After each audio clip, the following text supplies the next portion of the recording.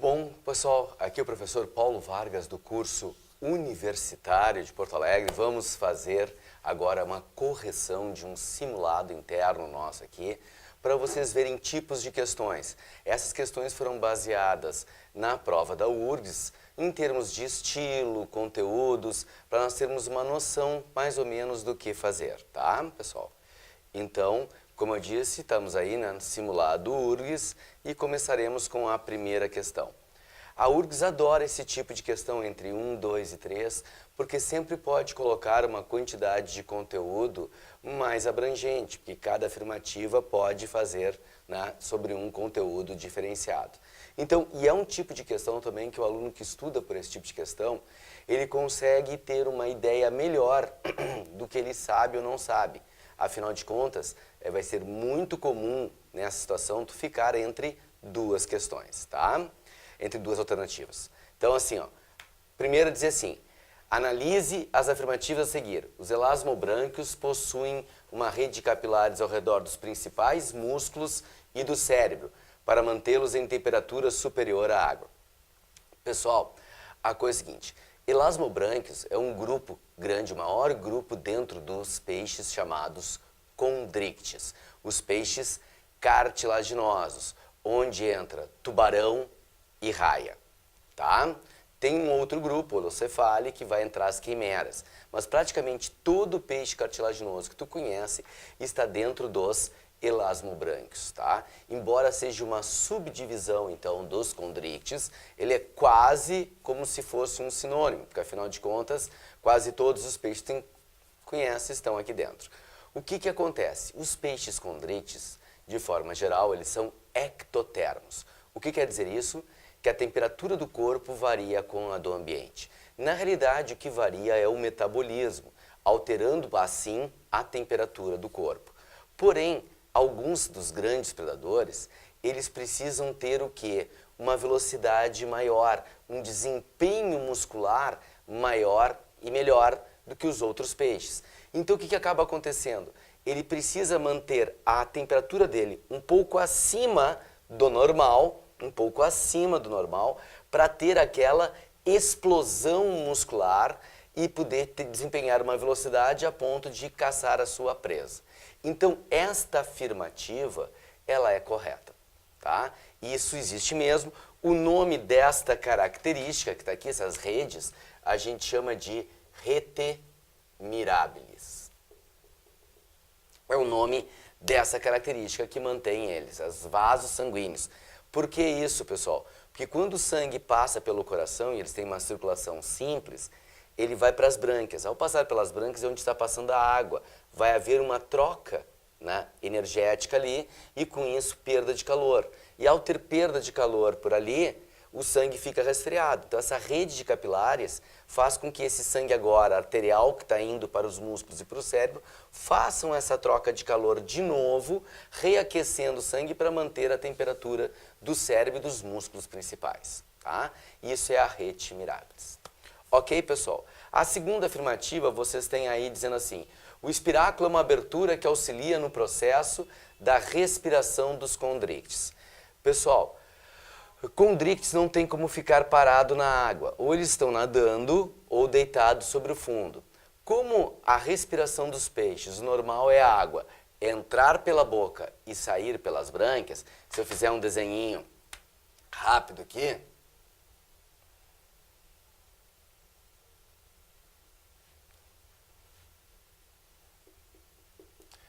o normal a água entrar pela boca e sair pelas brânquias. Só que a boca dos condrictes, ela é embaixo.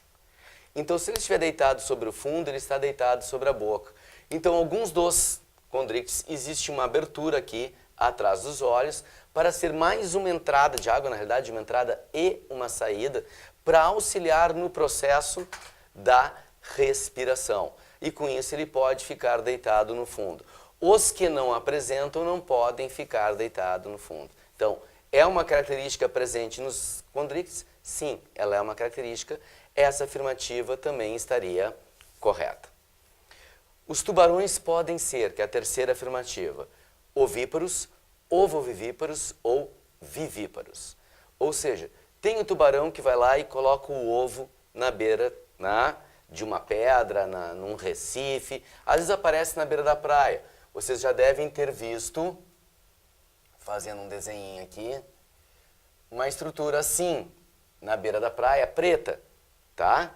Essas estruturas pretas, elas são ovos de tubarões e de raias, tá? Tem de tudo que é cor. Eu disse preta porque aqui no sul é mais comum a gente ver pretas, tá? Mas tem de tudo que é cor. Isso é um ovo de tubarão, então ele pode ser sim ovíparo. O que é um ovo ovivíparo? O ovo ovivíparo é aquele que o ovo fica dentro da fêmea. A fêmea forma o ovo, mas não libera ele. Libera o filhote saindo do ovo, quando o ovo está eclodindo apenas, tá?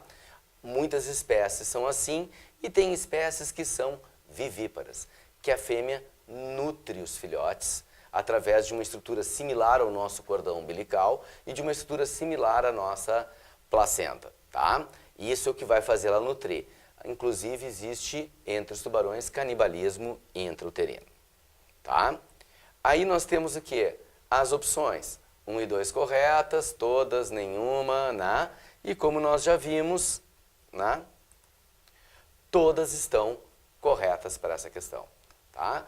Então era uma questão que envolvia um pouco mais de conhecimento, tá? É uma questão que se eu fosse classificá-la para a maior parte dos alunos, ela seria uma questão difícil, porque envolve muito conhecimento sobre condrictes aí, tá?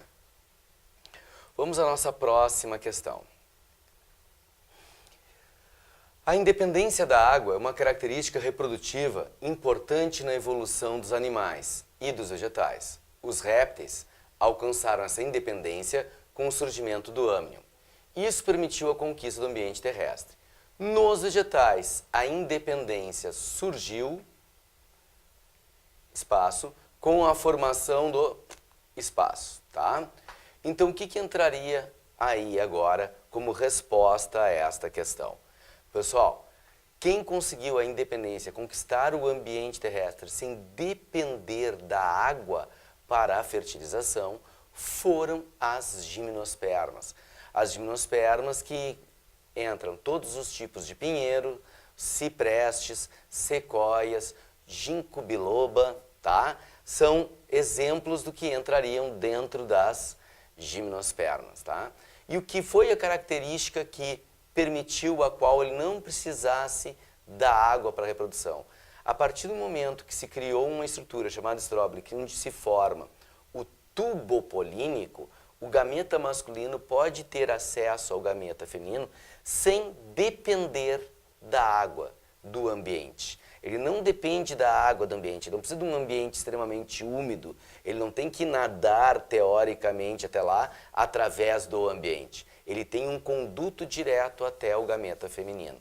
Esse tubo polínico criou a independência, né, da água. Pessoal, nós usamos os répteis como exemplo porque eles também foram os primeiros vertebrados que tiveram a independência da água, como diz a questão, em função do âmnion, tá? Então essa relação, embora pareça forçada, existe uma similaridade, né? Na relação reprodução, independência da água, ok? Como a gente pode ver, então, a nossa resposta, gimnospermas e tubo polínico. Passaremos à próxima questão. Um apneísta em seu mergulho se chocou com uma esponja. As espículas dessa provocaram uma reação alérgica na pele do mergulhador. Essa reação ocorreu devido à liberação de uma substância denominada histamina. Isso se deve à ação de uma célula denominada, e aqui, pessoal, antes de eu responder, nós temos células que são típicas do sistema conjuntivo, né, do tecido conjuntivo, tá? Todas elas possuem funções diferenciadas. A célula que libera a histamina é o mastócito. O mastócito libera histamina e heparina. A histamina é responsável pela vasodilatação e as reações alérgicas. Tanto é que quando tu toma um remédio antialérgico, se tu olhar na bula dele, tu vai ver que ele é antihistamínico. Ele corta esse efeito da histamina para cortar o efeito da reação. Mas para a gente fazer uma coisa completa, na alternativa B nós temos o macrófago, que ele faz fagocitose. O nome está dizendo, ó, grande fago, né? O que faz a fagocitose. O plasmócito seria responsável pela produção de anticorpos, o fibroblasto pela produção de fibras colágenas, elásticas, né? E o adipócito é a célula adiposa, que forma o nosso tecido adiposo. Então, só para vocês terem uma noção, né, de que são todas as células, mas a resposta, como a gente viu, é a letra A. Mastócito é o responsável por isso. Vamos lá, então, à próxima questão, pessoal. Uma alimentação balanceada é o que todas as pessoas deveriam ter. Os glicídios são importantes na produção de energia.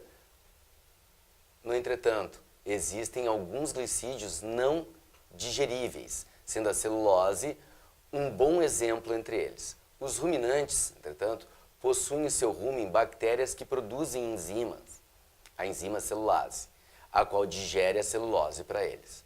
A relação ecológica envolvida nesse exemplo é... Bom, pessoal, isso é um texto que remete para nós a ideia de que vai falar sobre o processo digestório, mas ele está perguntando sobre relações ecológicas, e tu tem que saber. O boi, né, ele é um mamífero, e nenhum mamífero tem a capacidade de digerir a celulose. Nós não temos a enzima celulase que quebraria ela, tá? Tem um lado positivo para nós, que senão a gente engordaria comendo alface, né?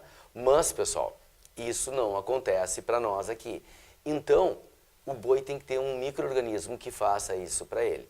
No caso, é uma bactéria que vai fazer isso, localizada no rumen dele, porque ele tem aquele estômago subdividido em 4 câmaras, rumen, barrete, folhoso e coagulador, tá? No rumen, essas bactérias vão dissolver a celulose para ele.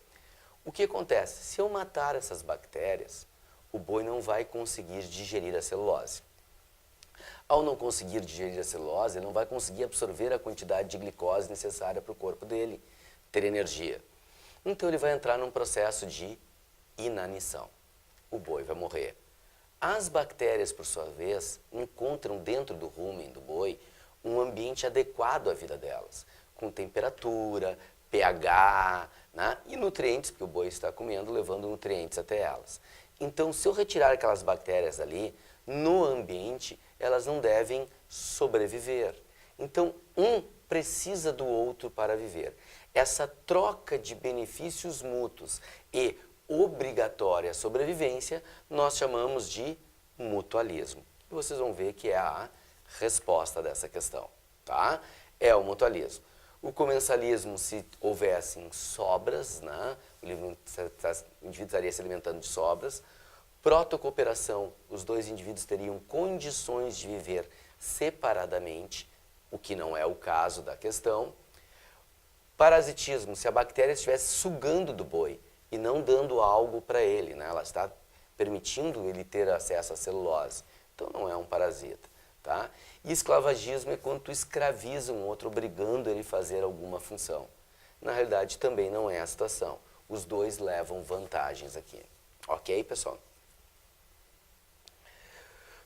Vamos para a próxima. Aqui a figura, tá? A seguir é do glaciar Perito Moreno, na Patagônia. Uma geleira, né? Bem formada, bem linda, pessoal. Tá? Animais em condições adequadas para sobreviver em um ambiente como esse devem ter. Bom, pessoal, se eu vou falar isso, as questões aqui vai se referir ao quê? A um mamífero.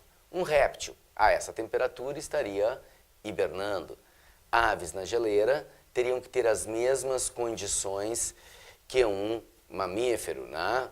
Em termos de conseguir controlar a temperatura do corpo. Então, essa é uma questão que remete a quem?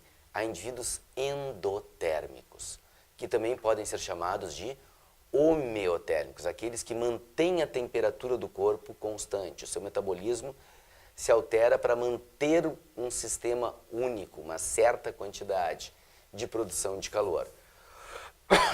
Então, num ambiente gelado como esse, o que ele tem que fazer? Impedir que o calor saia do corpo.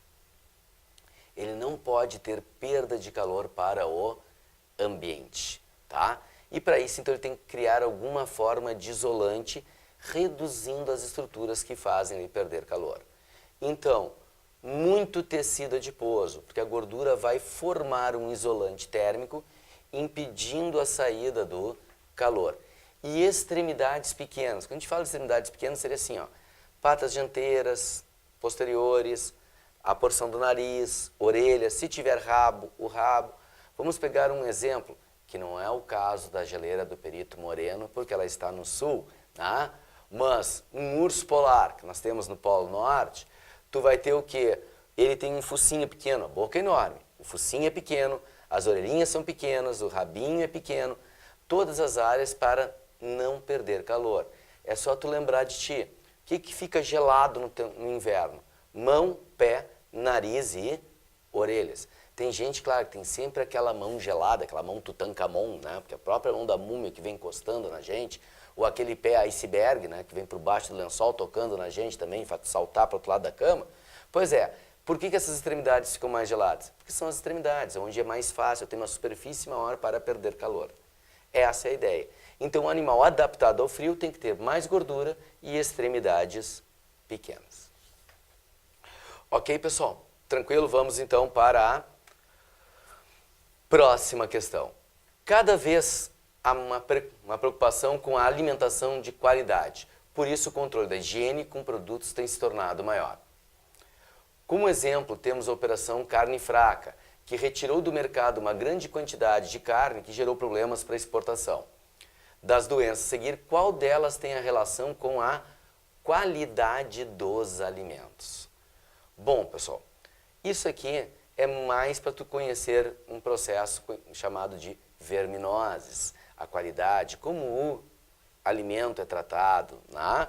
Porque, por exemplo, na alternativa A, nós temos uma doença chamada tuberculose, que não está ligada à nossa alimentação. Não é porque tu vai comer carne que tu vai pegar a tuberculose. Tu pega no contato direto com a pessoa contaminada. Blenorragia tem sido notícia ultimamente, inclusive, vocês conhecem ela com outro nome, com o nome de gonorreia. E a gonorreia é uma doença sexualmente transmissível, nada a ver com os nossos alimentos, tá? É um descuido por não usar preservativos, né? Tá transando com pessoas contaminadas, né? Então, uma escolha mal feita em termos de como seria executado o ato sexual. Malária, pessoal, endêmica no norte do Brasil, ela é transmitida através de um mosquito. A picada do mosquito nos transmite o protozoário causador da malária. Portanto, também não tem nada a ver com o tipo de alimento que a gente vai ingerir. Teníase. Teníase é a doença causada por um verme chamado tênia. Tênia solium, tênia saginata, tá? São dois tipos de tênia, popularmente chamadas de solitárias, e esses alimentos a gente pega quando o animal se alimenta com alimentos contaminados com os ovos da tênia. Ou seja, alguém contaminado vai evacuar, né, junto do alimento desses animais, que eles vão acabar ingerindo os ovos. Esses ovos se tornarão larvas que perfurarão o intestino do animal e se localizarão na musculatura do bicho. E o que nós comemos é músculo. Nesse músculo virá um cisto, uma bolinha, tá? Essa bolinha, vou botar para cá, ela vai ser uma película com a cabeça do verme dentro ali. E se tu ingerir a carne mal passada ou mal cozida, tá? Essa bolinha, que a gente chama de cisto ou cisticerco, estará ativo. E quando chegar o teu intestino, vai crescer um vermezinho aí, que pode variar entre 2 e 8 metros de comprimento, por exemplo. Às vezes se diz até um pouco mais, mas o normal é ficar nessa faixa. Apenas 2 metros dentro do teu corpo, tá? E isso vem do quê? Do maltrato com os alimentos. Eu deixar o animal se alimentar de algo inadequado e depois vender essa carne. Então, diretamente, é essa a nossa resposta. A sífilis é outra doença bacteriana, a exemplo da gonorreia e da tuberculose, são 3 doenças bacterianas.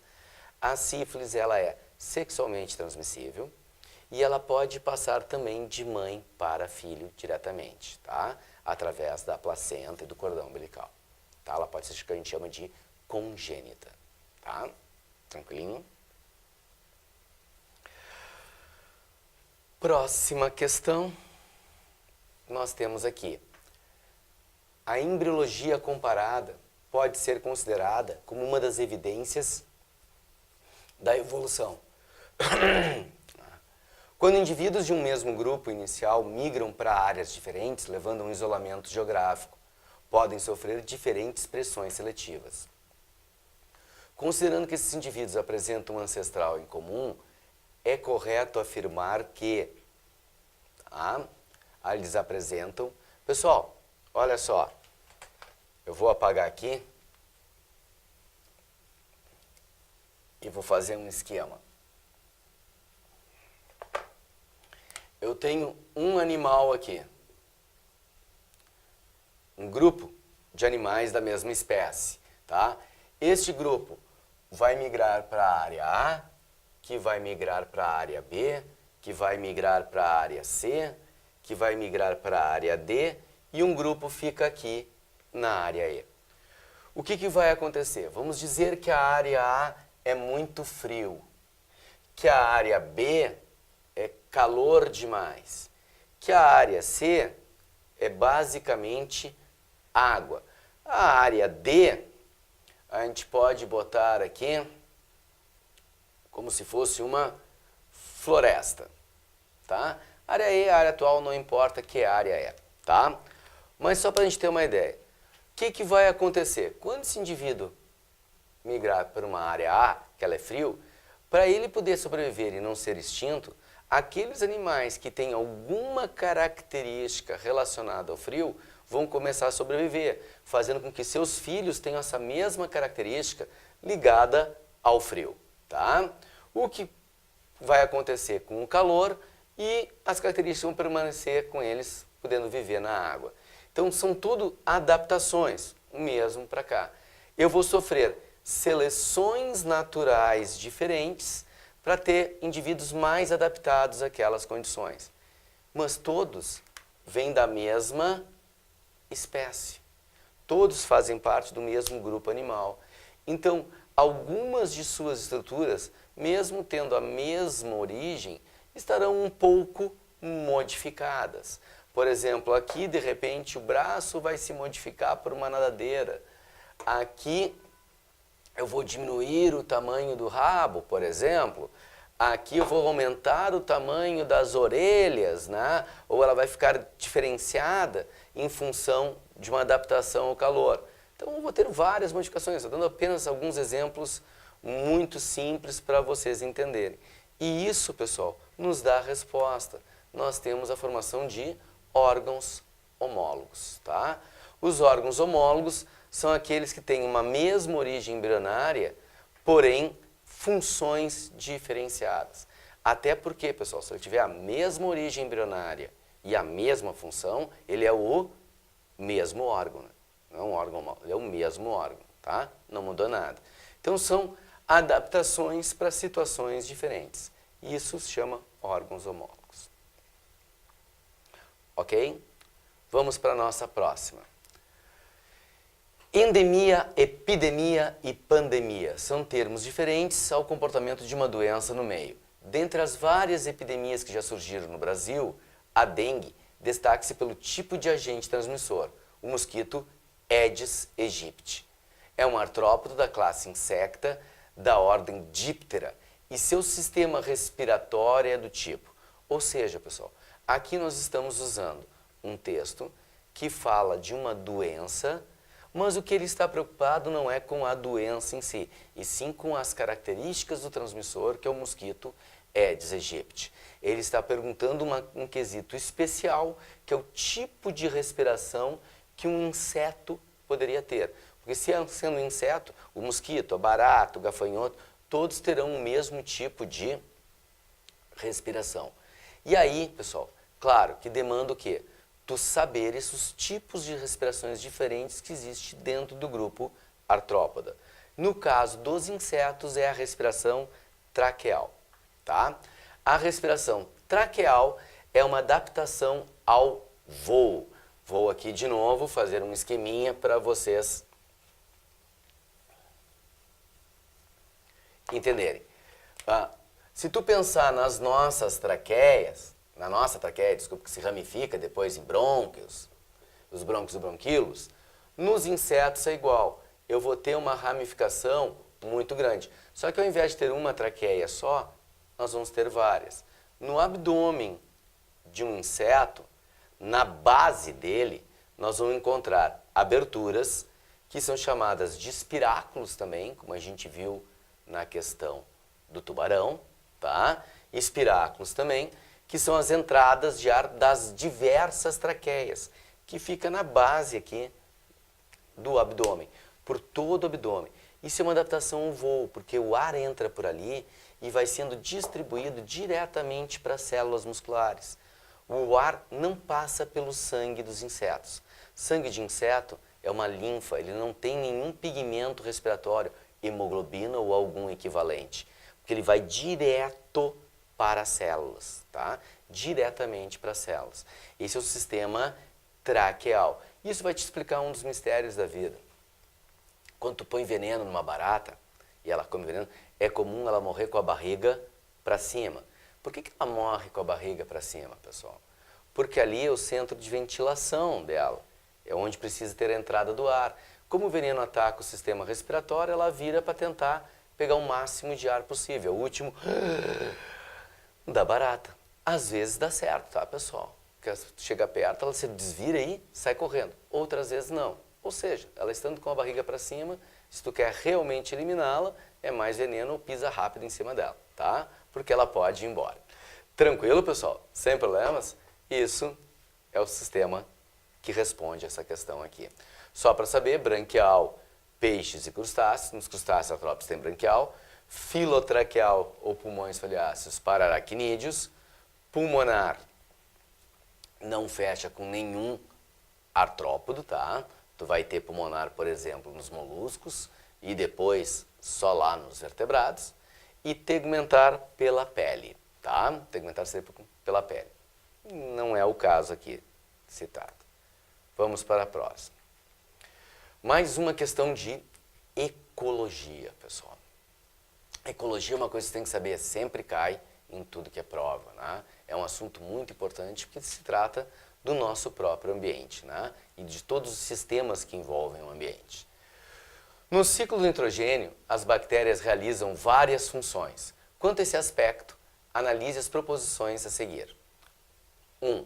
As bactérias fixadoras associam-se a raízes de leguminosas e lá realizam um processo denominado fixação do nitrogênio. Já vamos discutir essa afirmativa aqui. Bom, primeira coisa, pessoal, essas bactérias têm um exemplo que sempre se usa em livro, que é chamado Rhizobium. Elas se associam às raízes, formando como se fossem nódulos, e elas fazem uma relação mutualística com a planta. Elas fixam nitrogênio em troca de algumas substâncias que a planta pode produzir. Elas realmente pegam o nitrogênio do ar. Embora o nitrogênio seja o gás mais abundante na nossa atmosfera, de forma geral, os seres vivos não têm a capacidade de usá-lo de forma direta. Essas bactérias conseguem convertê-lo a uma formação de amônia, que pode virar um amônio, e aí dentro da própria planta pode ter suas derivações. Então, ela consegue fixar esse nitrogênio dentro do vegetal, tá? Esse é, inclusive, o termo que fica fácil de decorar, né? Porque são bactérias fixadoras e o que ela faz é a fixação do nitrogênio, né? Não tem como errar muito isso. Ela é muito frequente em plantas leguminosas. O que são plantas leguminosas? Toda planta que forma legume. Legume é um tipo de fruto. E que fruto é esse, pessoal? É o que tu conhece como vagem. Portanto, se não for uma vagem, não é um legume. Pode ser uma parte de uma planta que gere legumes, mas não é um legume. O legume é o fruto, é a vagem, tá? Somente a vagem. E tu aprende algo ligado a isso, vamos fazer uma interdisciplinaridade em geografia. Quando tu estuda geografia, tu fala de rotação de culturas. E essa rotação de culturas, sempre a última cultura para recuperar o solo, para deixar o solo melhor, é o feijão. Por que o feijão? Porque o feijão tem vagem, ele é uma leguminosa. Nas raízes das leguminosas nós temos as bactérias que fixam o nitrogênio. Então a afirmativa 1 está correta. Tá? Afirmativa 2. As bactérias nitrificantes transformam a amônia em nitrato num processo chamado nitrossalinização. Pessoal, não, tá? Não é o que acontece aqui. O que nós temos é uma transformação dupla. Nós temos as bactérias nitrificantes transformando a amônia num primeiro instante em nitrito e num segundo instante em nitrato. O grupo de bactérias que fazem cada transformação são diferentes. No primeiro são as nitrosomonas, no segundo, vamos botar aqui o nome, né? Que fazem essa primeira transformação. A segunda transformação é pela Nitrobacter, tá? Que faz a segunda. Todo esse processo aqui é chamado de nitrificação. Por isso que são bactérias nitrificantes, pessoal. Sendo, vou botar de outra cor aqui, a primeira parte, nitrosação, porque eu estou formando óxido nitroso, e depois a nitratação, porque eu estou formando nitrato. Tá? Todo o processo, nitrificação. Ok? Então, a afirmativa 2 estaria errada para nós. 3. As nitrosomonas são as bactérias que transformam nitrato em nitrito. Já respondi essa alternativa fazendo a explicação da anterior. As nitrosomonas transformam amônia em nitrito e não nitrito em nitrato. Nitrito e nitrato são as nitrobacter. As bactérias desnitrificantes devolvem o nitrogênio para a atmosfera. Sim, pessoal, nós temos que manter a velha e boa lei de Lavoisier. Tá? Nada se cria, nada se perde, tudo se transforma. Churrasco de hoje, carreteiro de amanhã, bolinho de depois. Tá?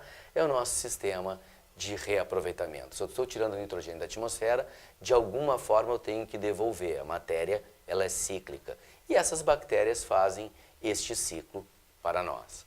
Então, pessoal, nós temos o que na realidade? 1 e 4 corretas, tá? O que dá a letra C. Ok, pessoal? Sem problemas? Então, nós temos essa questão. Vamos para a nossa próxima questão. Chegamos na questão de número 10, pessoal. São 25 questões que nós vamos analisar aqui agora, tá? Mais uma vez envolvendo ecologia, tá? Então, nós já tivemos questões de ecologia antes, o ciclo do nitrogênio que eu acabei de falar. Nós tivemos ecologia falando das relações ecológicas, mutualismo. Já temos mais uma questão aqui. O graxaim do campo possui hábitos crepusculares. O graxaim, se eu fosse fazer uma coisa popular, pessoal, para quem não sabe o que é como se fosse um cão do mato, tá? Vamos botar assim, é um canídeo, né? O graxaim do campo possui hábitos crepusculares e noturnos, sendo um animal solitário e encontrado aos pares na época de reprodução. Quando perseguido, refugia-se em troncos, ocos e buracos de tatu e pode até fingir-se de morto em algumas situações. São carnívoros, se alimentam de roedores e outros animais menores. O texto se refere ao quê? Pessoal, o texto está dizendo onde ele mora, o que ele faz em situações de estresse, o que se alimenta, qual é o momento do dia de atividade dele, tá? Então, nós temos aqui uma descrição de tudo que acontece com esse bicho em termos de comportamento, hábitos alimentares, habitat, tudo que ele faz, o papel desempenhado por ele dentro do ecossistema. E a essa característica, o papel desempenhado, a gente se refere a um conceito, que é o chamado nicho ecológico. Nicho ecológico, então, é tudo que um animal faz em um determinado sistema. Pessoal, sempre que ocorre algum erro ecológico por manipulação do homem, pode ficar certo de uma das coisas, é que não foi estudado o nicho ecológico daquele ser vivo. Tirei um indivíduo, introduzi no outro, ele virou uma praga no outro canto, é porque eu não estudei o nicho ecológico. é uma das características mais importantes dentro de um ecossistema, porque tudo que vai acontecer é a relação dele com os outros seres vivos e com o ambiente. Isso é extremamente importante, tá? Mas para a gente saber as outras, epinociclo é o conjunto de ecossistemas terrestres, habitat é o local onde ele vive, tá? Magnificação trófica é quando acontece de tu ingerir uma toxina, um veneno, e esse veneno vai aumentando a sua concentração conforme vai passando a cada nível trófico. Botei um pouquinho de DDT na planta, o gafanhoto que come vai ter uma concentração maior, o rato que comeu o gafanhoto vai ter uma concentração maior e assim por diante, tá? E cadeia alimentar, você sabe, aqui não foi descrito uma cadeia alimentar, foi descrito tudo que o bicho faz. Por isso que a resposta é nicho ecológico, tá?